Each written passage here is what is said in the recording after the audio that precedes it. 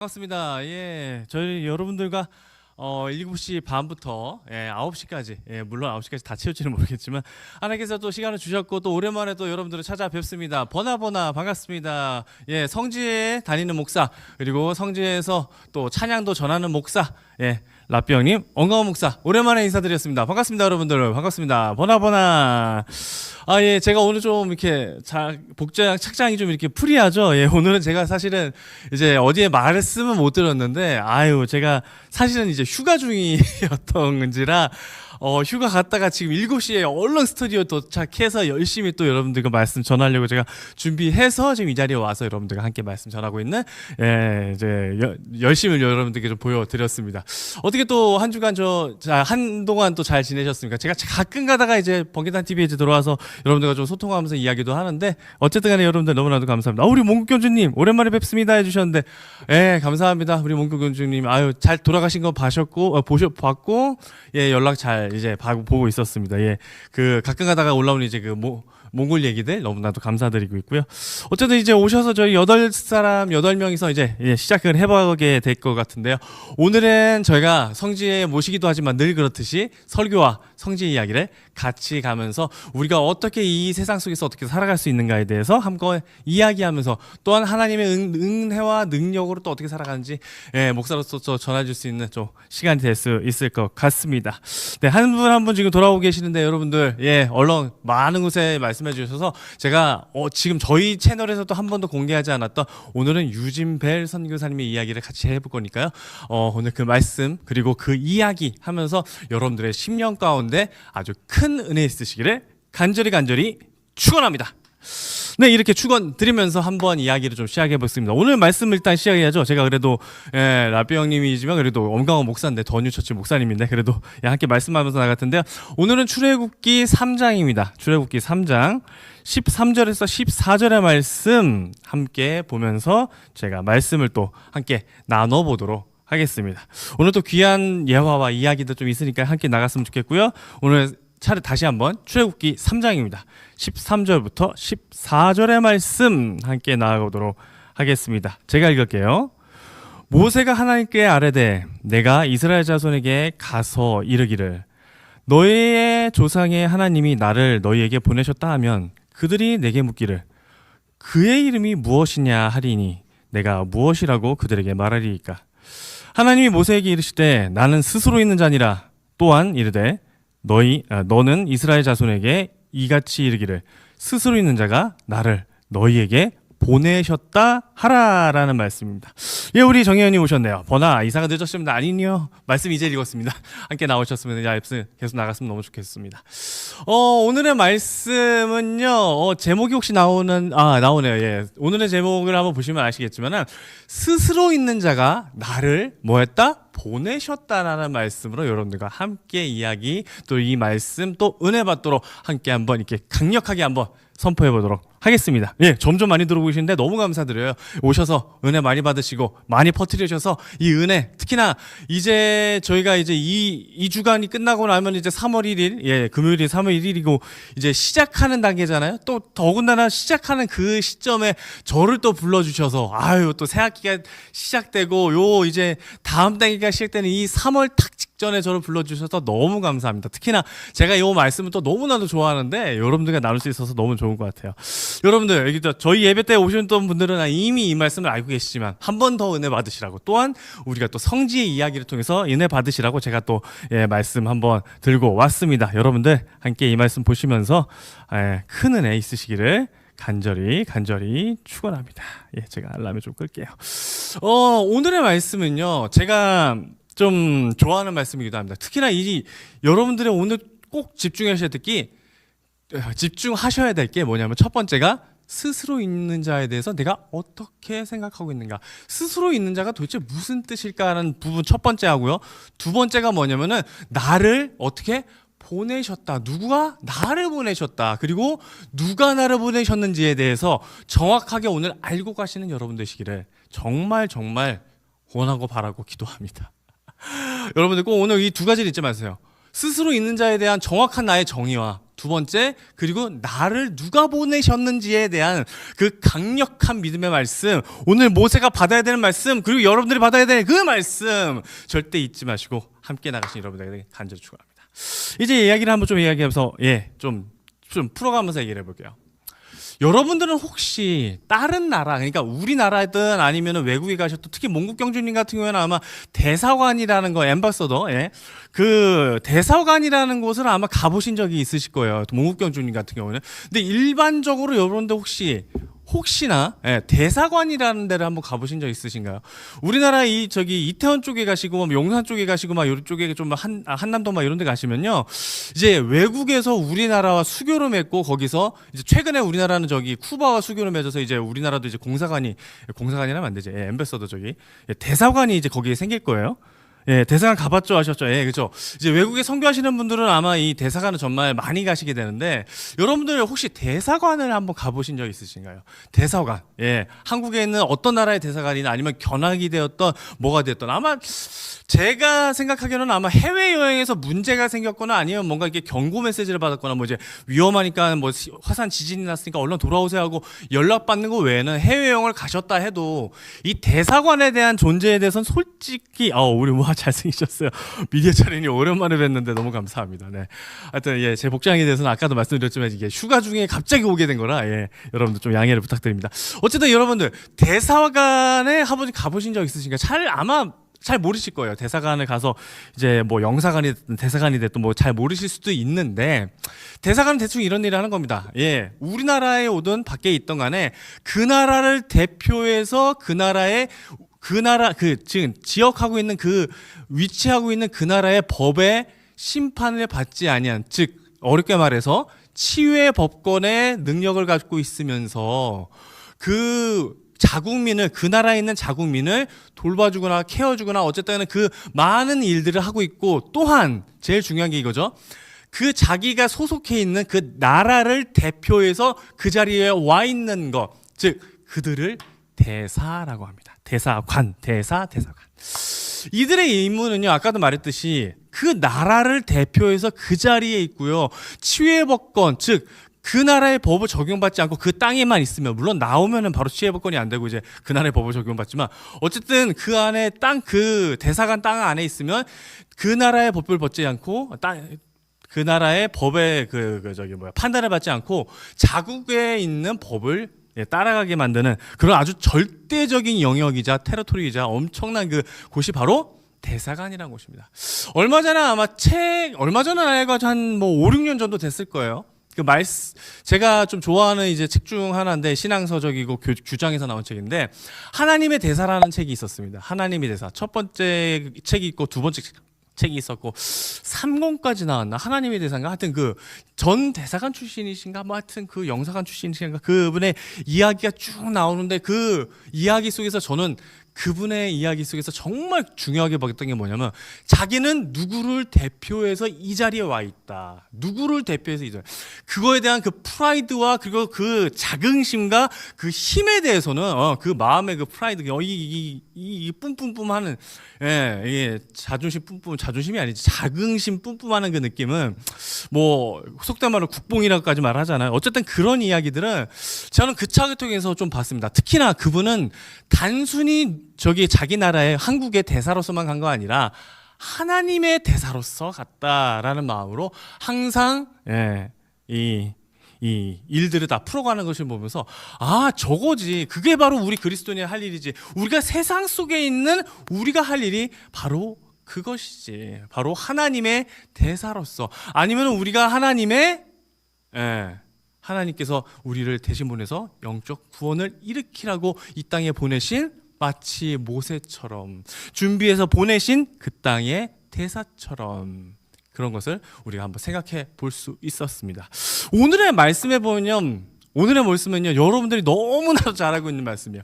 모세에 대해서 이 방송을 보시는 분들이라면 솔직히 모르시는 분은 없으실 거라고 저는 생각합니다.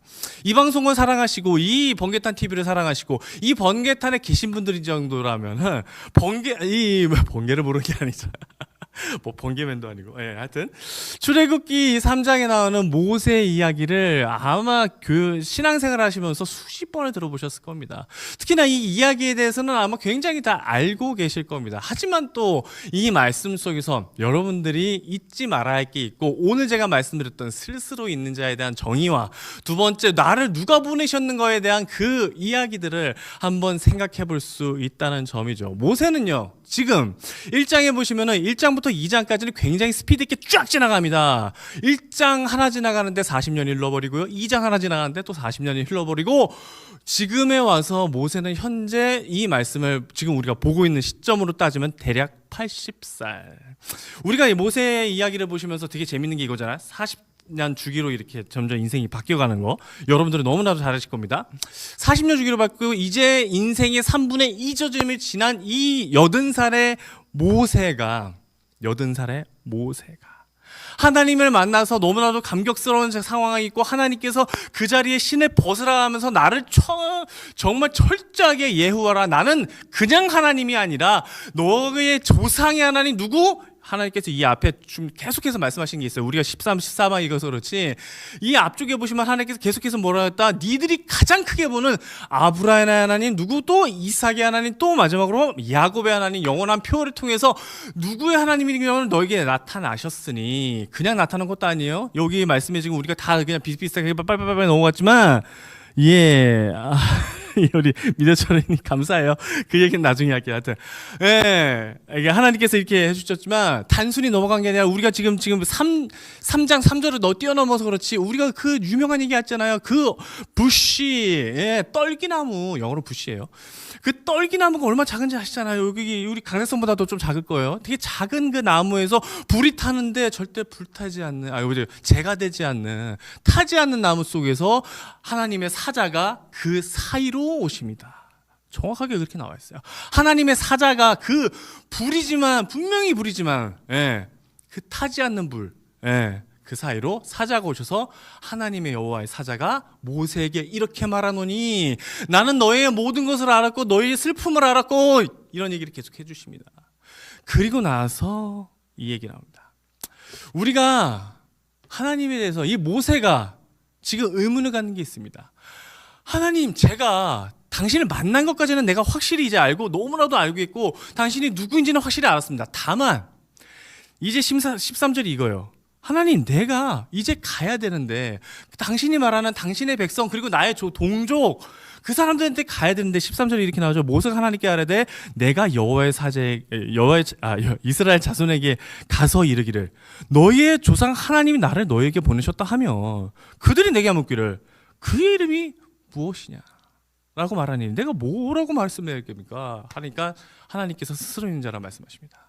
근데 앞에서부터 좀 따져보고 들어가시죠. 모세는요, 분명히 본인이 만난 것까지 충분히 믿고 있었어요. 아니, 모를 수가 없죠. 하나님께서 나를 그 성령 가운데로, 이 타지 않는 불은요, 성령의 권능을 모세에게 주기 위해서 분명히 보여주신, 시각적으로 알게 해주신 아주 크나큰 역사입니다. 그 사이에서 사자가 나와서 모세에게 직접적으로 이르렀기 때문에 이것은 지금 하나님께서 모세에게 그야말로 성령 세례를 주셨다 해도 과언이 아닐 정도로, 이거에 대해서는 뭐 이견이 거의 없어요. 어쨌든 과언이 아닐 정도로 지금 모세에게 일렀을 때 본인은 받은 걸 알았어요. 다만 내가 이것을 당신이 말하는 그 족속에게 갈 때, 나의 동족에게 이야기했을 때 이걸 어떻게 믿게 만들겠느냐. 당신이 이름이 뭐라고 말했을 때 내가 뭐라고 말해야 됩니까? 왜냐하면 하나님께서 이름을 알려주신 적이 전혀 없으시거든요. 그리고 앞으로도 알려주실 생각이 전혀 없으시거든요. 근데 이 이름 여러분들 분명히 짚고 넘어가셔야 됩니다. 오늘 이것만 좀 얻어가셔도 와우, 어디서 그런 얘기 들으셨어요? 정말, 예, 성경 제대로 배우셨네 하실 거예요. 예, 낮에는 구름기도 밤에 구름기도 감사해요. 여러분들 하나님의 이름을 아십니까? 하나님이라는 그 지칭어, 그러니까 이 고유명사가 아니야. 하나님이 엄밀히 말하면 하늘에 있는 님일 수도 있고 하나밖에 없는 님일 수도 있고, 이게 지금 어느 지칭어지 이게 하나님의 이름은 아니다고요. 여러분, 하나님은 하나님의 이름이라고 생각하십니까? 아니면 야훼가 하나님의 이름이라고 생각하십니까? 아니면 이삭의 하나님, 아브라함의 하나님이 뭐 여호와 하나님, 이게 여호와가 또 하나님의 이름이 아십니까? 여호와는 절대 그런 뜻이 아니에요. 또 여러분 하나님의 이름이 무엇입니까? 그 누구도 알 수 없는 것이 하나님의 이름입니다. 왜냐? 왜 하나님께서 본인을 지칭하시면서 4절에 스스로 있는 자 I am who I am 뒤에 가서는 I am이라고 그냥 지칭해 버리셔요.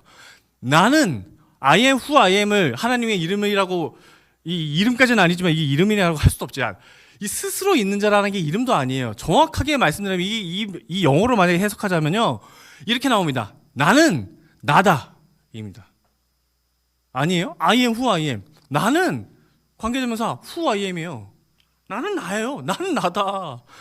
지금 모세한테 지금 명령하시면서 너 자신 있게 나가라, 가라고 명령하십니다. 4장에 가시면요, 모세가 자꾸 우물쭈물이 이 마음에 자꾸 믿음을 안 가지니까 나중에 하나님께서 노까지 바라십니다. 예. 지금 모세에게 엄청난 권능과 능력과 힘과 성령의 능력을 주시고 계시는데, 여러분, 본인의 이름을 말해주시면 될 것을, 근데 이름을 말해주지 않는다는 사실. 하나님의 그저 이 지체하고 나는 나야, 내가 나라고, 나는 나야 라고 말씀하고 계십니다. 우리는 지금 그런 하나님을 믿고 있습니다. 여러분들과 제가 믿는 IM이라 하나님은요, 단순히 이름을 가지신 분도 아니고요, 정확하게 제가 말씀드립니다. 이거에 대해서 절대 헷갈리지 마세요. 하나님의 이름이 있는지 없는지는 전 모르겠습니다. 다만, 왜냐하면 성경에서 한 번도 지칭하지 않거든요. 다만 이렇게 말할 수 있습니다. 하나님은 우리가 이름을 부르기에 너무나도 큰 존재이기 때문에 우리는 그분의 이름이든 뭐가 됐든 그분을 지칭하는 이 이름이나 아니면 영어나 표호 외에는 그분을 지칭하여 뭔가 말할 수 없는 존재이기 때문에 그분의 이름을 부를 수가 없는 거죠. 이해가 가십니까? 우리가 이름을 생각해 보십시오. 제가 엄광헌이잖아요. 제 이름의 뜻은 어마럼의 빛광자의 법헌자입니다. 하나님의 법을 빛내라 해서, 엄하게 강력하게 빛나라 해서 어마럼의 빛광자, 뭐 그런 이름으로 지으셨대요. 애초에 저 모태신앙이다 보니까 저희 어머니가 목사님께서 뭐 이름을 받으시길래. 우리 조철이님은 또 어떻게 되십니까? 자기의 이름의 뜻을 알고 계십니까? 철희잖아요. 철희.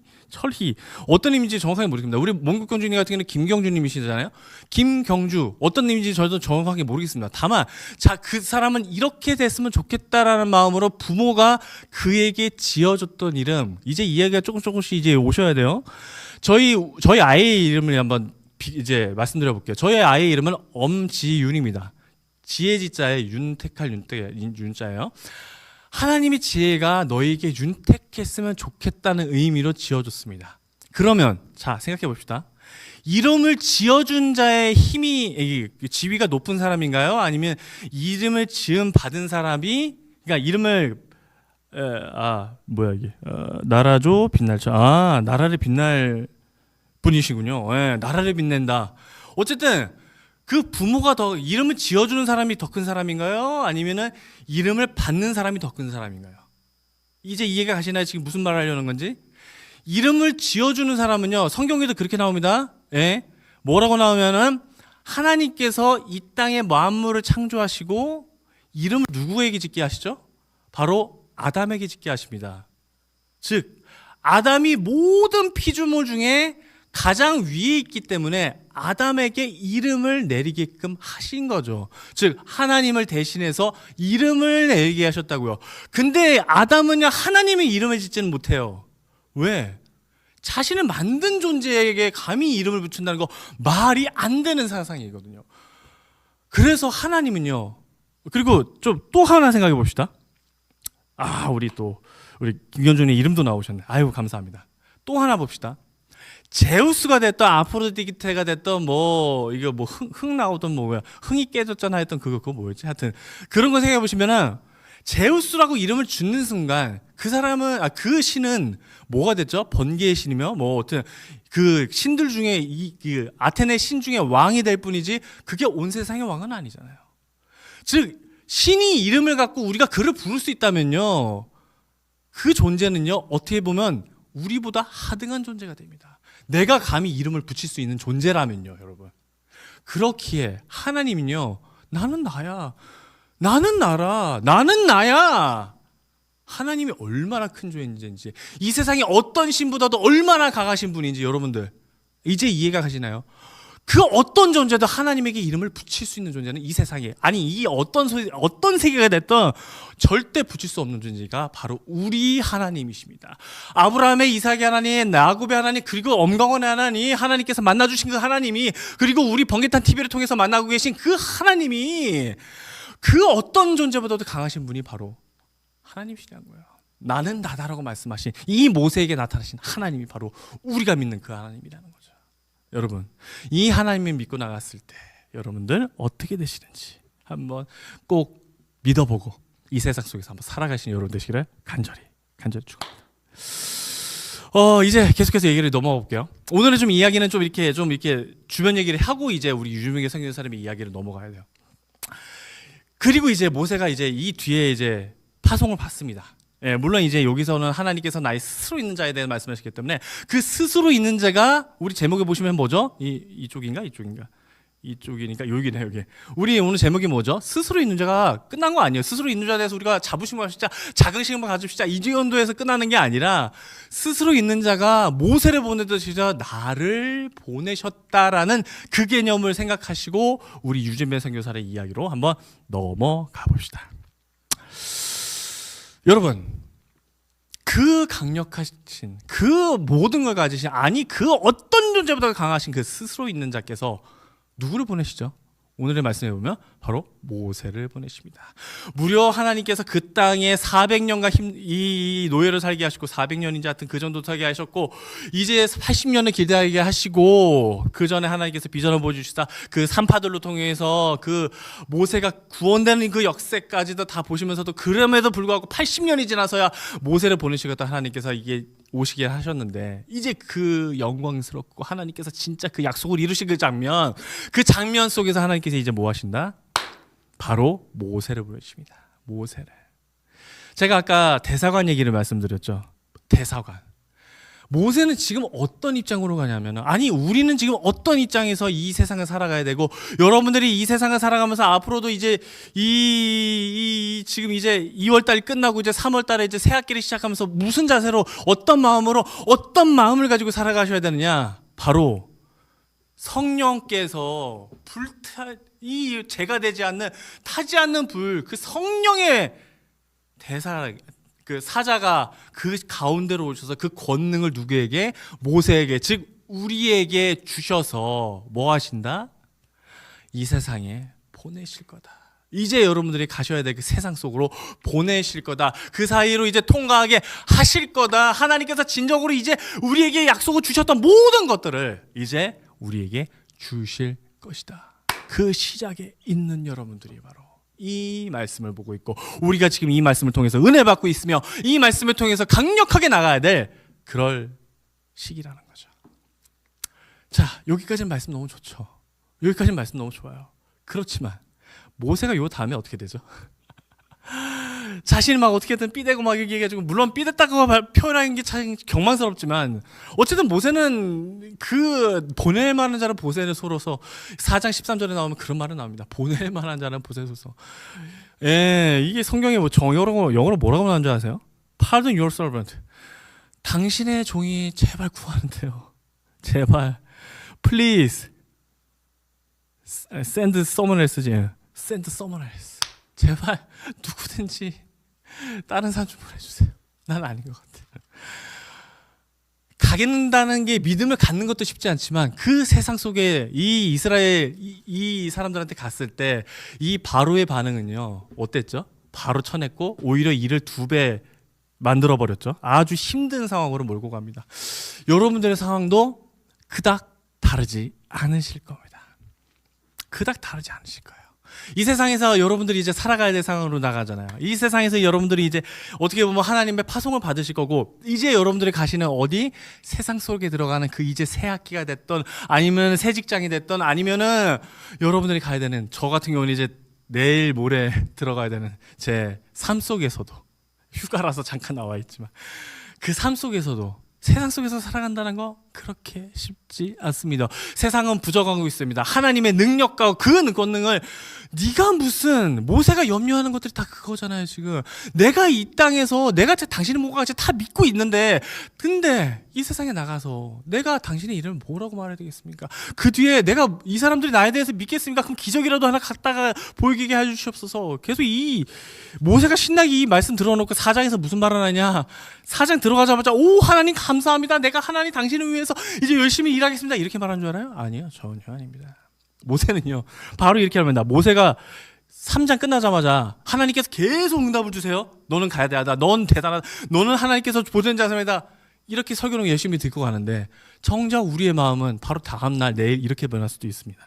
모세가 대답하여 이르되 그러나 그들이 나를 믿지 아니하며 내 말을 듣지 아니하고 이르기를 여호와께서 내게 나타나지 아니하셨다 하리이다. 하나님께서 다 준비해 놓으시고 아론도 준비해 놓으시고 이 기적도 다 준비해 놓으셨는데 우리가 열심히 이렇게 설교를 듣고 간들 어쩔 때는 우리의 마음에 사단이 틈타요. 아니면 나의 연약한 마음 때문에, 아니면 나의 부족한 믿음 때문에. 이 강력하다는 이 모세도 똑같은 말을 했다고요. 사람들이 내 말 전혀 안 믿을 것 같아요. 내 말 전혀 안 믿을 것 같아요. 이런 상황이 우리에게도 올지도 모르겠습니다. 하지만요, 여러분, 그때마다 우리가 인생의 실패를 경험할 수도 있습니다. 그런 경우를 저는 오늘 영상을 통해서 여러분들과 보여드리려고 합니다. 저희 이 모세처럼 열심을 갖고, 물론 모세가 열심을 시작부터 하지 않았지만 어쨌든 선교사로서 열심을 갖고 이 땅에 오셔서 말씀을 열심히 연구하셨고 언어를 배우셨고 시작하셨던 한 선교사의 이야기를 좀 시작해 보려고 합니다. 유진벨 선교사님이라는 아주 유명하고 아주 정말 열정적이고 너무나도 힘써서 이 땅을 사랑하셨고 이 땅에서 말씀을 전하셨던 유진벨 선교사님, 한국 이름으로 배유지 선교사님이 이야기를 좀 해보려고 합니다. 배유지 선교사님 같은 경우에는요 정말 열심히 준비를 하셨고 그의 나이 25인가 7인가 하여튼 들어오셔서 1895년에 아마 들어오셨을 거예요. 이게 지금 저도 88년 5년인가 이게 헷갈리는데 어쨌든 이 땅에 오셨습니다. 그리고 1년 뒤에 어디로 오셨냐면 바로 부산으로 오셨습니다. 부산에서 열심히 사역하고 하나님께서 주신 은혜로 열심히 축포전도와 이 노방전도와 그리고 열심히 길거리 전도와 이런 것들을 하셨습니다. 그리고 1년 뒤에 이제 파송을 이제 부산에는 어차피 선교사님들이 많거든요. 거기는 계속 어떤 선교사님이 되었던 우리나라의 선교사님이 들어오실 때 일단 부산을 거쳤다가 거기서 서울로 들어오십니다. 물론 인천항이죠. 제문항으로 들어오시는데 어쨌든 이 부산에는 어쨌든 포화 상태까지는 아니지만 어쨌든 선교가 많이 이루어지고 있고 그 안에서 선교 열심히 훈련을 받고 이제 파송을 받는데 이 유진배 선교사님도 1년 만에 이제 파송을 받는데 그게 어디냐? 지금의 나주 땅으로 선교를 파송받게 되십니다. 그런데요, 이 나주 땅은요, 여러분들 잘 역사에 대해서 좀 아시는 분들은 아시겠지만 정말 이 향약이라 그런가? 유생들과 그리고 그 지역색이 정말 강했던 곳이 바로 나주였습니다. 오죽하면 그 당시에 큰 도시로서 두 개의 이름을 하나의 도로서 만들었는데 그게 전주와 나주를 합쳐서 뭐죠? 전라도. 그리고 경주와 상주. 경주와 상주를 합쳐서 뭐해? 경상도. 충주와 청주를 합쳐서 충청도. 이제 이해 가시나요? 강릉과 원주를 하나로 묶어서 강원도. 그 이름에 들어갈 정도의 우리 백대스님 오셨네요. 감사합니다. 그 이름을 만들 정도의 그 나주, 전주, 나주. 이 나주에 얼마나 이 도시가 그때 당시에 컸는지 이제 이해 가시나요? 지금은 어떻게 보면은 광주와 목포에 밀려서 정말 이 나주 땅이 그렇게 대단해 보이지 않았지만 그 과거에는 이름에 들어갈 정도로 그 지역의 이름을 대표할 정도로 나주라는 땅이 굉장히 힘있던 도시였고 교통의 요충지였으며 그것 또한 모든 선교사님들뿐만 아니라 모든 일제 시대의 사람들조차도 그 땅이 너무 중요했기 때문에 그곳에 선교 지부를 세우기 위해서 바로 유능했던 유진배 선교사님을 보내십니다. 근데 유진배 선교사님께서 거기 가서 너무나도 당황스럽고, 아니 정말 굴욕적이고, 아니 너무나도 무서웠던 상황이 이루어지게 됩니다. 바로 뭐냐면 유진배 선교사님은 거기 가서 아무것도 하실 수가 없었습니다. 왜냐하면 아까 제가 뭐라 그랬죠? 얼마나 위세가 세고 능력, 힘이 셌고 그곳에서 교통이 요충지면서 얼마나 이 번화가 했는지, 그곳에 있었던 그 유생들과 향교에 있는 분들이 어딜 서양 귀신이 와서 이 땅을 침범하고 더럽히느냐. 그때 당시에는 예수님 믿는 모든 사람들이 서양 귀신이라고 그랬어요. 그런 사람들, 그거 몰랐네요. 좋네. 감사합니다. 그 땅에 와서 어딜 감히 이 땅에서 이 땅을 어딜 그냥, 이게 세국 정책의 문제도 있었지만 어쨌든 간에 이때는 일제 시대였기 때문에 그때 와서 계속 선교를 하려고 어떻게든 노력을 하셨지만 어떻게 되셨다? 유진배 선교사님은 실패하실 수밖에 없었습니다. 목회에서의 실패, 이건 정말 치명적인 자기의 이 마음의 상처가 될 수 있습니다. 그건 저뿐만 아니라 모든 사역자, 아니요 모든 사람의, 이게 지금 자기가 누굴 대표해서 왔죠? 부산에서 자기의 지부를, 거기다 지부를 만들라고 이제 파송을 받은 사람입니다. 하나님으로부터 하나님의 일을 해보겠다고, 그 땅에 복음을 전해 보겠다고 그 땅에 들어간 사람인데, 지금 모세와 같이 그 땅에 개척하러 들어갔는데, 모세와 같이 용기 있게 가봤는데 가자마자 부닥친 게, 사람들을, 그래도 이 모세는 그 자기 민족들은 받아주기라 했잖아요. 이 유진배 선교는 가자마자 그냥 배척하다, 그 문 밖에조차 나올 수 없어. 왜? 나왔다 하면 그거 완전히 외모가 다르셨기 때문에, 완전히 외국 사람이기 때문에 돌이 날라오고 욕을 하면서 사람들이 얼마나 핍박을 했는지 1년 내내 거의 갇혀 지낼 정도로, 거의 이 선교를 못할 정도로 정말 무시무시한 상황으로 몰려가고 계셨다는 점이죠. 이 얼마나 힘드셨을까요? 우리가 지금 닥쳐야 될, 아마 좀 이따 이제 2월에 이 3월에 들어가는 그 생활 속에서도 분명히, 아니면 새 학기, 새 직장, 새 뭔가, 아니면 지금 있는 직장에서도 주말마다 겪는 일이길 수도 있겠지만은 내 인생이 아마도 그렇게 힘들어 갈 수도 있다는 점이죠. 분명히 열의를 갖고, 아니면 하나님의 응답을 가지고 내가 하나님의 대사로서 나주 땅에, 하나님의 땅에, 고센 땅에 파송을 받았지만 엄청난 배척은 분명히 있을 수도 있다는 점을 우리가 간과해서는 안 되는 점이죠. 유진배 선교사님이 1년 동안 아무것도 못했습니다. 자기는 분명히 이 사역을 위해서 왔는데도 불구하고 1년을 허선 생활을 한다고 생각을 했을지도 모르겠습니다. 하지만이 중요해요. 하지만 모세에게도 일어났던 역사처럼, 모세에게도 기적을 내리셔서 10개의 재앙을 통해서 이 이스라엘을 완전히 하나님의 믿음을 사람들을 만들어 놓고, 또한 이 이집트 사람들을 완전히 굴복시키는 그 역사처럼 유진배 선교사에게도 하나의 빛이 보이기 시작했습니다. 바로 뭐였냐면은 목포, 바로 그 나주에서 쭉 가면 1시간 정도 가면 목포라는, 우리 목포 너무 잘 알죠? 목포는 항구다. 목포라는 그곳에서 무슨 일이 일어나느냐? 바로 개항, 외국 배들이 들어올 수 있게끔 개항 소식이 바로 들려오기 시작했습니다. 유진배 선교사님이 이대로 있으면 안 되겠다. 이곳에 가서 한번 개항이 되었으니까 나주처럼 이렇게 이거 하는 게 아니라 거기는 어쩔 수 없이 받아들일 수밖에 없잖아요. 그래, 그러면 목포로 한번 가보자. 목포로 가서 한번 하나님의 일을 일으켜보자. 열심히 갈고 닦았고 계속 왔다 갔다 하면서 목포에서 사역을 열심히 준비했습니다. 그리고 목포에서 개항이 되었고 얼마 뒤에 하나님의 역사는 거기서 아주 불길처럼 일어났다는 사실이죠. 하나님의 파송을 받은 여러분들이요, 그리고 하나님의 파송을 받은 유진배 선교사님, 그리고 하나님의 부르심을 받고 이스라엘이 있는 그 고센 땅에 있게 된 모세의 이야기와 같이 오늘의 영상을 보시면서, 제가 이제 좀 영상이 이제 읽어가지고 한 20분 동안 여러분들이 같이 보실 거거든요. 인생에서 분명히 어려움이 닥쳐올 수 있습니다. 내가 열의를 갖고 정말 오늘의 이 말씀을 통해서 분명히 이 불 뿜뿜뿜뿜 해가지고 하나님이 대사로서 날 보내셨다는 그 자부심을 갖고 갔는데 실패가 기다릴 수도 있고요, 어려움이 닥칠 수도 있고요, 힘든 일이 있을 수도 있지만 하나님께서는 거기서 주저앉히지 않는다는 사실을 믿으면서 한번 오늘의 영상 같이 보도록 하겠습니다. 여러분들 이제 영상 준비되셨으면 이제 준비해 주시고요. 오늘 이 영상 20분 동안 한번 달려가 보도록 하겠습니다. 또 묘비 앞에서 이 얘기를 하게 되는데 과연 난 하나님의 영광을 위해서 살았던 게 맞던가? 라는 생각을 또 해보는 거죠. 과연 그 지나갔던 3년 그래서 한번 또 돌아보게 됩니다. 이곳에서 점점 그 기대감과 소망으로 더 바뀌시지 않았을까, 그런 생각이 드네요.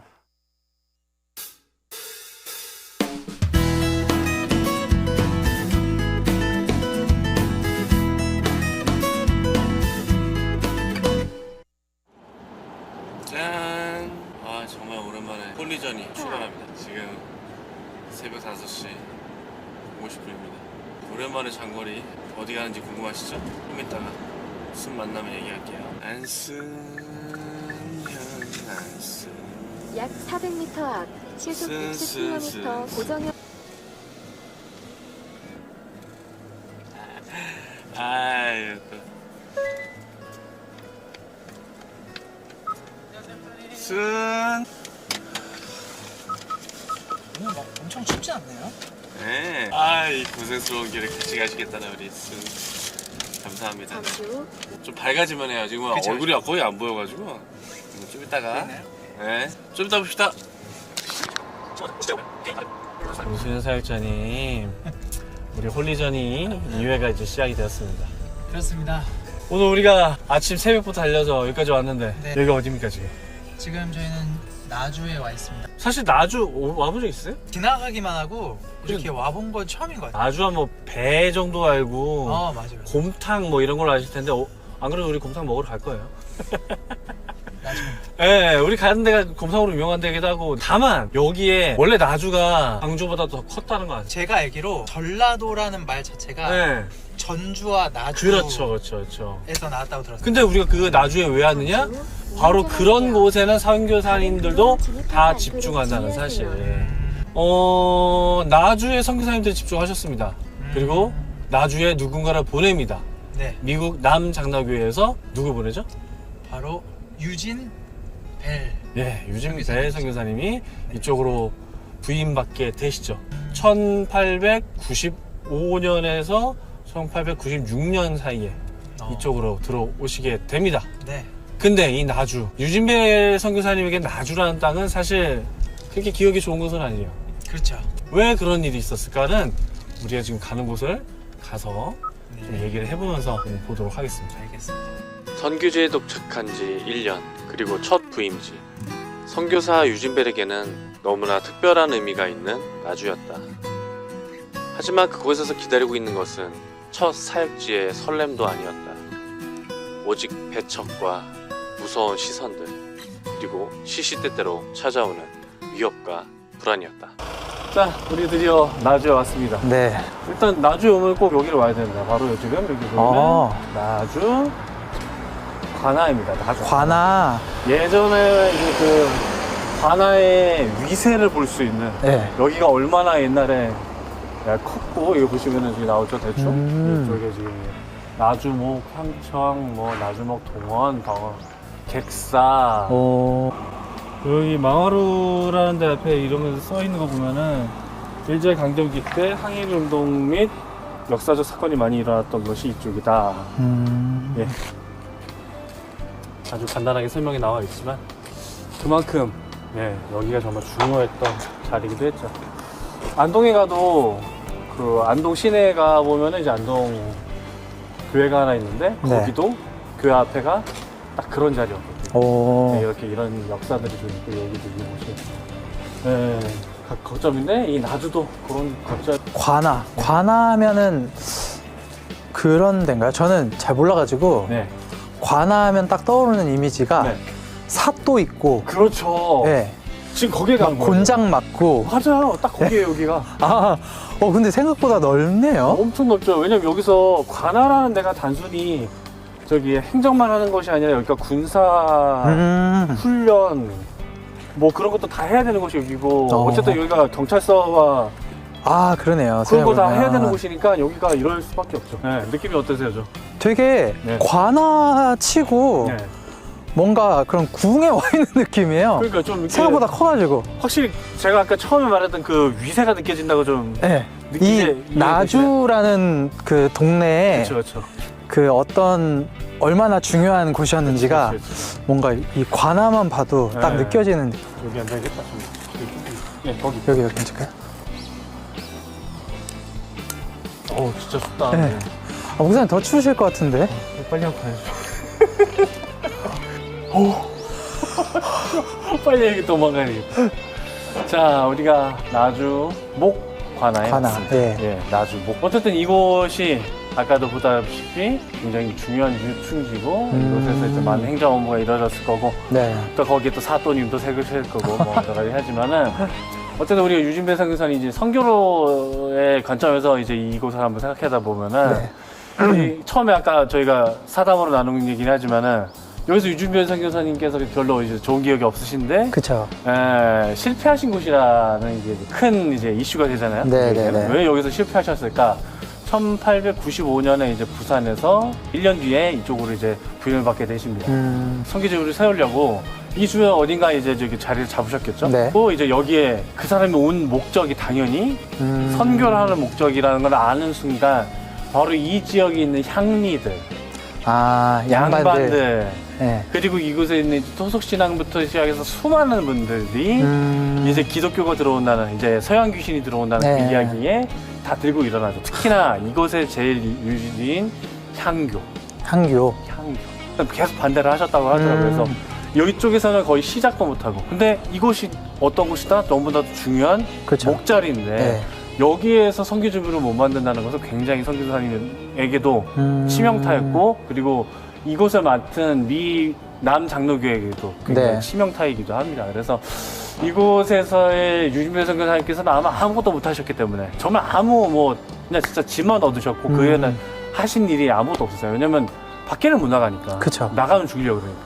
아, 그런 생각을 해보면 얼마나 이곳이 제가 계속 강조했던 것처럼 얼마나 위풍당당하고 얼마나 위세가 강했고 얼마나 그쵸. 그분에게는 아마 힘들고 무서운 곳이지 않을까. 엄청 그런 기에 많이 억눌릴 그렇죠. 그런 곳이었을 것 같아요. 저도 좀 이게 여기 올 때마다 생각되는 게 유진배 선교사님이 과연 이 관아의 모습과 여기도 한번 오셨을 거 아니에요. 어쨌든 이 모습을 보셨을 거고 이 사람들이 또 대무의 형제인가 뭐 이런 것들을 좀 생각해 보면은 굉장히 위축될 수밖에 없었을 것이다라는 생각을 예측을 해봅니다. 예측만. 이게 또 나랑 비슷한 사람들이 몇몇이라도 좀 있으면 괜찮을 텐데 완전 나 혼자 있고 다 다른 사람들이면 그렇죠. 그 위축은 어마어마할 것 같아요. 맞아요. 예.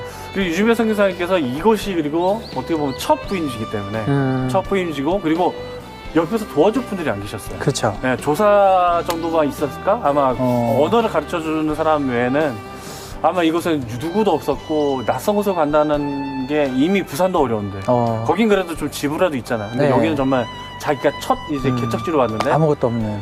그 개척지에서 실패부터 하셨으니 얼마나 유진배 선교사님 마음에 부정적인 마음이 들었을까라는 생각도 저도 해보게 됩니다. 보통 이렇게 큰 도시에서 복음이 잘 전해졌으면 네, 또 교통적으로도 되게 요충지여서 그렇죠. 더 많은 곳에 확확 복음이 전해질 수 있을 거라는 그 그렇죠. 엄청난 꿈과 맞아요. 그 기대감을 가지고 오셨을 텐데 그게 실패하면 진짜 그 컸던 기대감만큼 그렇지. 그 실망감과 좌절감도 엄청 크셨을 것 같아요. 그럼 어쨌든 여기서 실패를 하시고 근데 유진배 선교사님께서는 다음 계획이 또 있으셨어요. 바로 1년 뒤에 목포에서 그렇죠. 개항한다는 소식을 네. 들으시고 그쪽으로 옮기셔서 새로운 사역이 이어지신데 그 사역이 하나님의 큰 은혜가 또 그렇죠. 있었다는 사실이죠. 네. 유진배 선교사님도 마찬가지로 여기를 그냥 스쳐지나 1년 맞기에 못 타셨듯이 저희도 스쳐가면서 네. 곰탕을 좀 먹어보고 저희가 가보도록 하겠습니다. 알겠습니다. 그러면 저희가 먹으러 곰탕 먹으러 곰탕 먹고 이제 목포에서 뵙도록 목포로 하겠습니다. 그럼 올라가시죠. 철저한 배척과 오직 하나님만 바라볼 수밖에 없었던 환경. 하지만 이곳에서 유진벨은 실망으로 주저할 수는 없었다. 하나님께서는 유진벨의 눈을 목포로 향하게 하시고 그곳에서 하나님은 유진벨이 상상치 못할 만큼의 행보를 걷게 하신다.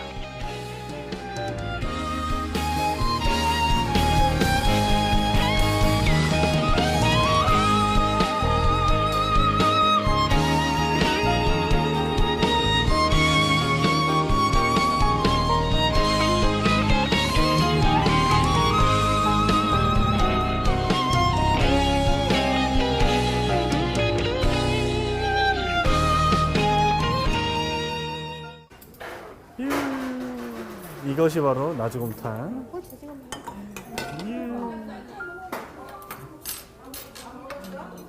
와, 어떻게 마음에 드시나요? 너무. 일단 비주얼은 최고입니다. 네, 켜놨어요. 우리 얼굴 안 나와도 되잖아요, 이거는. 나 궁금한 건 요즘에 생각하는데 이거 드셨을까요? 못 드셔야지. 나갈 수가 없었네? 아휴, 어쨌든 간에 우리가 이제 그 유진배 선교사님의 그 무거운 마음을 안고 그쵸. 네, 이곳에서는 뭐 아무것도 못했기 때문에 이제 무거운 마음을 갖고 우리가 이제 또 목포로 이동하겠습니다. 유진배 선교사님은 나주에서 곰탕도 못 드시고 가셨을 것 같은데. 이게 나도 아까 궁금한 네. 게 과연 드셨을까? 그러게요. 했는데 아마 못 드시지 않았을까요? 나주의 유명한 것은 배와 곰탕도 있지만 곰탕. 네. 우리 유진배 선교사님의 실패 흔적이 있었던 곳이라는 걸 꼭 기억하셔야 돼요. 왜냐면 네네. 목회에서의 실패, 인생에서의 실패, 그 실패 이후에 일어나는 그 하나님의 역사는 또 다르잖아요. 그렇죠, 그렇죠. 네. 더 감사함이 은혜가 너무 클 것 같아요. 실패를 경험하고 뭔가 더 하나님의 일을 했을 때 처음에는 당연히 그 이후 일을 모르니까 누구나 실망감도 크셨겠지만 맞아요. 그만큼 뭔가 하나님께서 역사하시는 걸 보면서 아 이걸 위한 발판이었구나. 어떻게 보면 하나님의 큰 그림.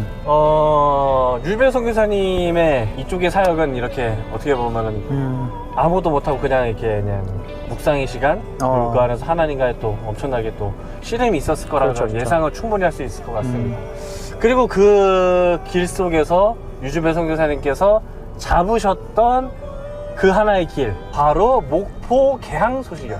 그 한 줄기의 희망 같은 소식과 함께 유주배 선교사님도 본인도 준비를 하시고 이제 목포에 도착해서 있었던 역사는 지금 우리가 보셨던 이런 역사들과 좀 다르게 예, 정말 큰 역사로 목포가 일어납니다. 역사 중에서 교회 부흥 소식과 그리고 또 거기에서 선교 지부의 일이 일어나고요. 네. 또 세 번째 동역자들이 도착하기 시작합니다. 동역자라면 바로 같은 해외 선교사님들을 말씀하시는 맞습니다. 건가요? 네. 오. 선교회는 총 3가지가 필요하다고 그러다가요. 그냥 축호 전도나 방문 전도를 할 수 있는 전도자, 네. 선교사가 필요하고요. 두 번째 의료 선교가 필요하다고 합니다. 세 번째 교육 선교가 필요합니다. 이 3가지가 있을 때만 우리가 흔히 말하는 선교센터라고 선교 지부라고 말할 수 있는 네. 그런 장소로서 인정이 됩니다. 오.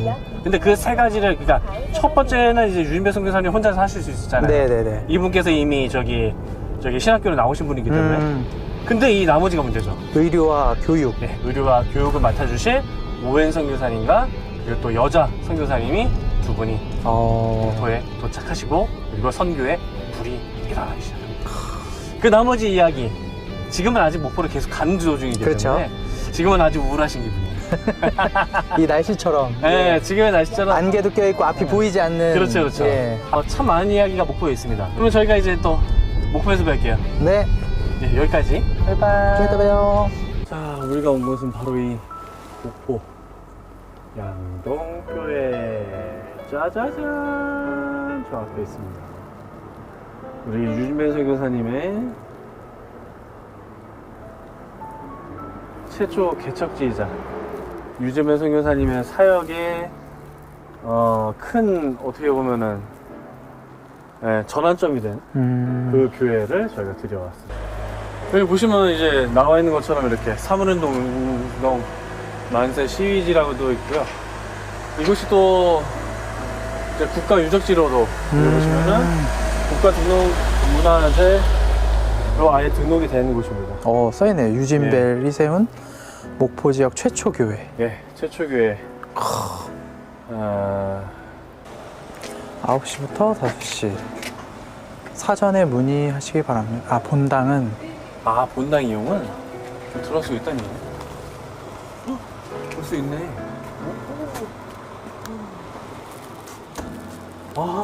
볼 수가 있습니다. 오, 이야, 너무 좋은데. 이게 시작부터 딱 우리 선교사와 배유지. 예, 우리 선교사님 유진배. 이름이 왜 배유지인지 아시죠? 알죠. 한번 해보시죠.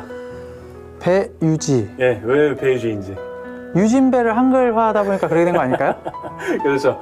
유지배 이래야 되는데 네. 여기 같으면은 유진배 선교사님의 이야기가 이렇게 됩니다.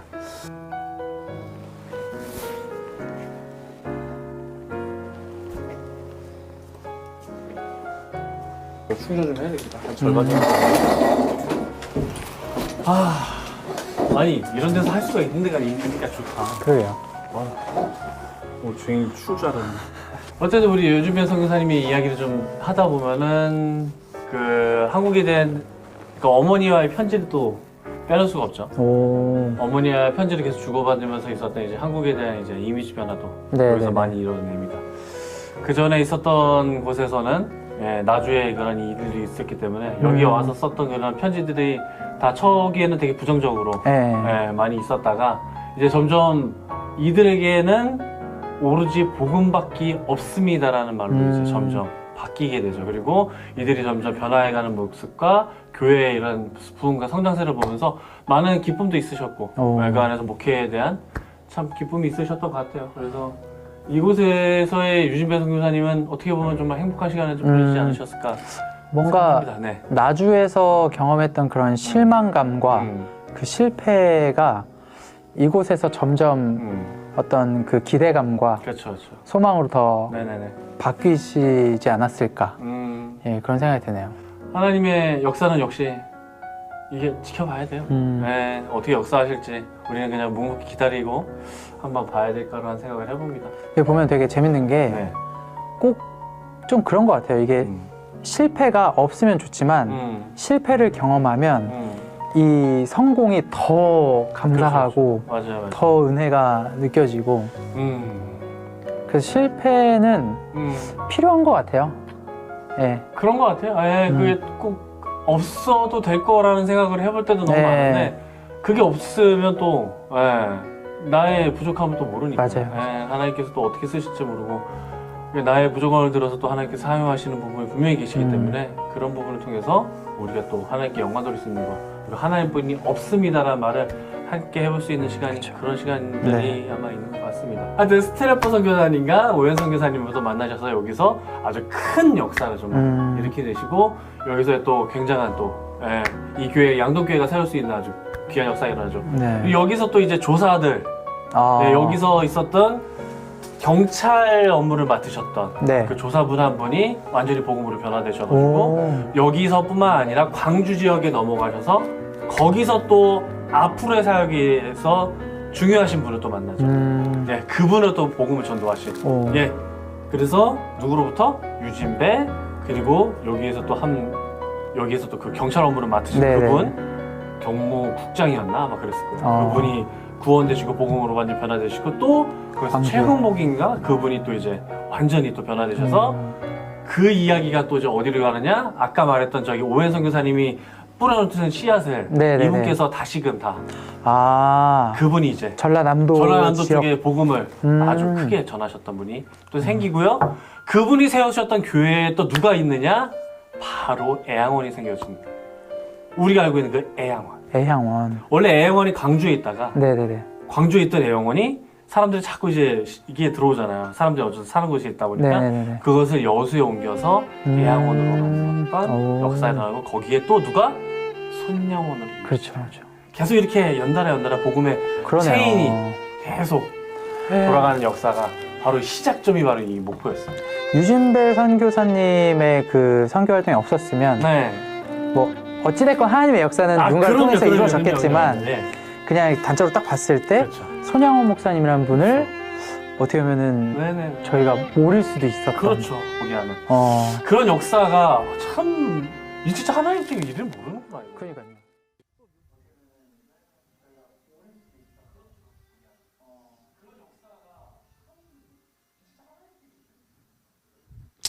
네, 오늘 이 영상이 이제 뒤에 또 더 많이 있는데 이 이상하면 이제 여러분들이 보시기가 좀 힘드실 수가 있어서 제가 여기까지만 하고 이제 계속해서 설명과 이제 말씀드리겠습니다.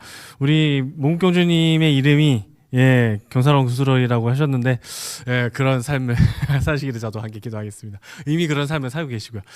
어쨌든 아까 영상에서 보시면 아시겠지만 그 유진배 선교사님께서 당하신 그 실패가 여러분들에게 됐던 제가 됐던 아니면 우리의 주변이 됐던 절대 피해가지도 아니요. 어떻게 보면은 연단으로 주실지도 모르겠습니다. 하나님께서 스스로 있는 자가 이 세상에서 가장 강력하신 분이 우리를 보내셨음에도 불구하고 우리는 또 그런 삶을 살 수도 있다는 점을 분명히 말씀드립니다.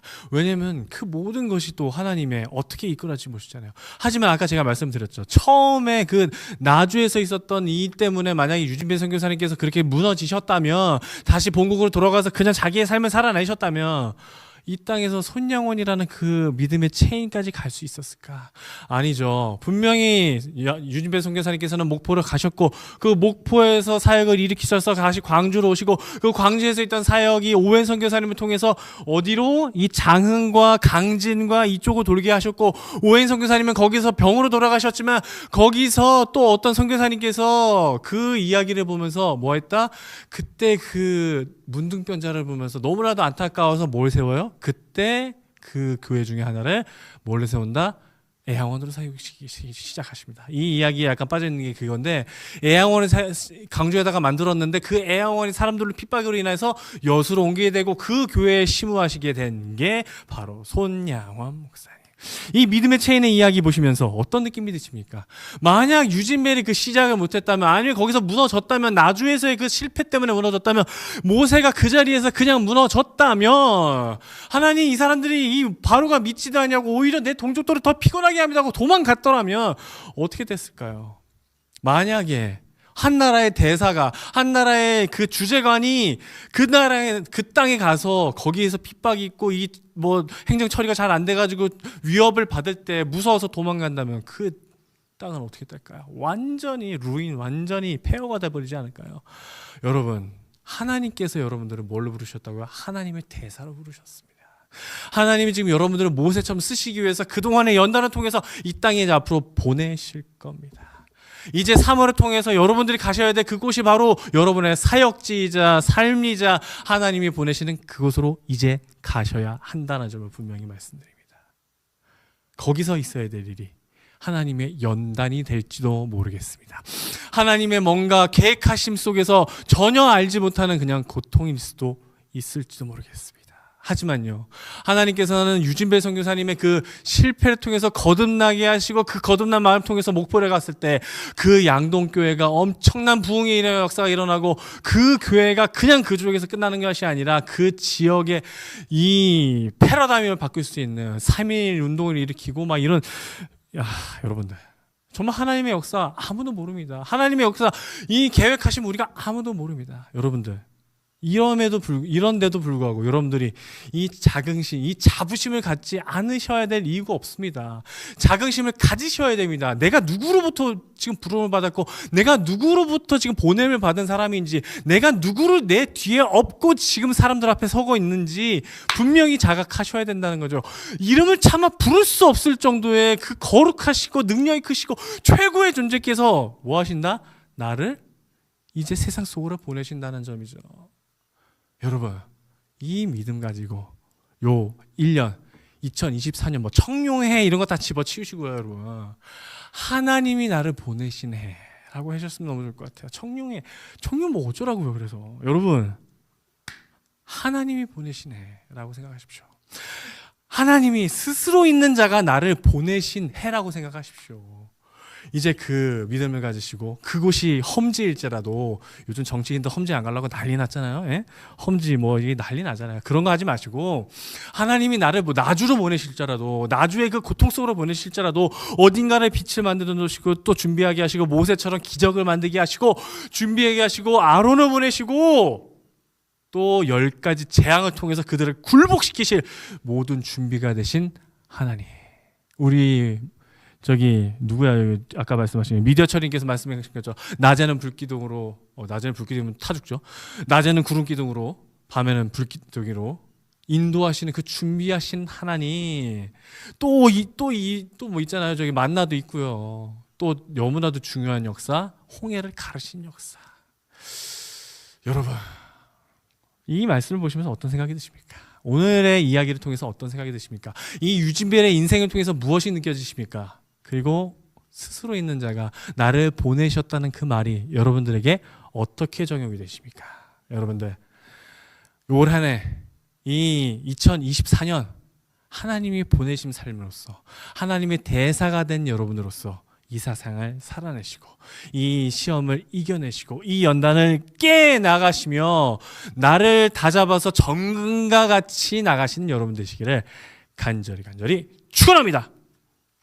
오늘 말씀 이렇게 마치도록 하겠습니다. 여러분, 제가 축도하고 맞춰야 되나요? 이게 잘 모르겠는데, 축도하고요. 마지막으로 저희가 축도 마치는 대로 찬양 하나를 여러분들한테 보여드릴 텐데요. 아까 가셨던 우리 안수현 사역자님, 오늘 12시에도 나오셨겠지만 안수현 사역자님께서 저희가 이제 좀 이게 프로젝터를 이렇게 묘하게 해주고 계시는데, 이 저희가 아까 말씀 그 영상에 나왔던 그 홀리전이라고 하는 그 영상에서 이 오늘의 이 유진배 선교사님을 생각하시면서 골랐던 찬양이 하나 있는데, 그게 이제 번개탄 TV에서 부르셨고 저희가 이제 그거를 영상으로 좀 만들어봤습니다. 그 영상 보시면서 이게 어떤 찬양이냐면은 사람 살리는 노래거든요.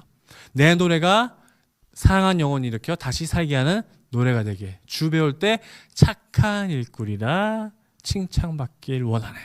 유진배 선교사님의 이야기와 너무 딱 닿지 않나요, 여러분들? 이 찬양 들으시면서 위로 많이 받으시고 앞으로에 대해 가실 사명이 있어서 힘 이겨내시고, 삶 속에서 강력한 자긍심과 자부심을 가지고 하나님의 대사로서 살아가신 여러분 되시기를 간절히 축원합니다. 축도하겠습니다. 이제는 주 예수 그리스도의 은혜와 하나님의 크신 사랑과 성령님의 교통하심이 이 자리에 함께하며 번개탄 TV를 보시면서 앞으로 이 세상 속에서 하나님의 대사로서 스스로 있는 자가 나를 보내셨다는 그 자긍심과 자부심을 가질 우리 모든 성도들을 위해 지금부터 영원토록 함께 있을지어다. 아멘. 네, 우리 찬양 보시면서 오늘 번개탄 TV 은혜 많이 받으셨기를 간절히 바랍니다. 영상 보시고 다음에 또 뵙겠습니다. 감사합니다, 여러분들. 감사합니다. 아멘. 감사합니다, 여러분들. 큰 은혜 받으시기를 바라요. 감사합니다.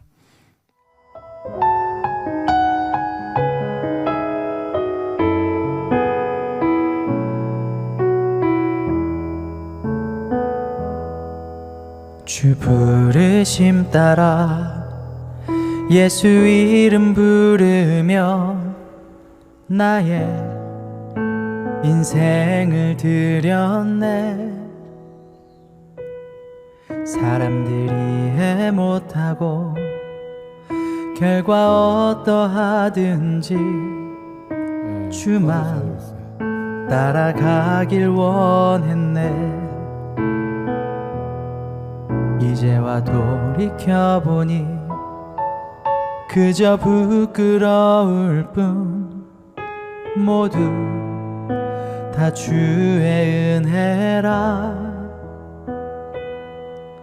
벼랑 끝에 선 나를 주의 손이 이끌어 여기까지 인도하셨네. 하나님 사랑 날 떠나지 않고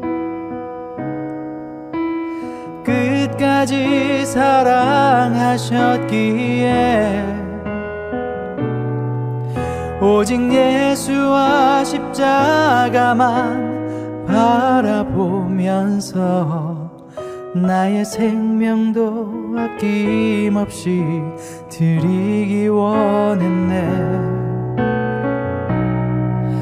내 노래가 상한 영혼 일으켜 다시 살게 하는 노래가 되길 주 배울 때 착한 일꾼이라 칭찬받기 나 원하네. 눈물로 복음의 씨 뿌려 기쁨의 단 거두리. 한 알의 밀알처럼 죽어 다시 살리라. 내 노래가 상한 영혼 일으켜 다시 살게 하는 노래가 되길.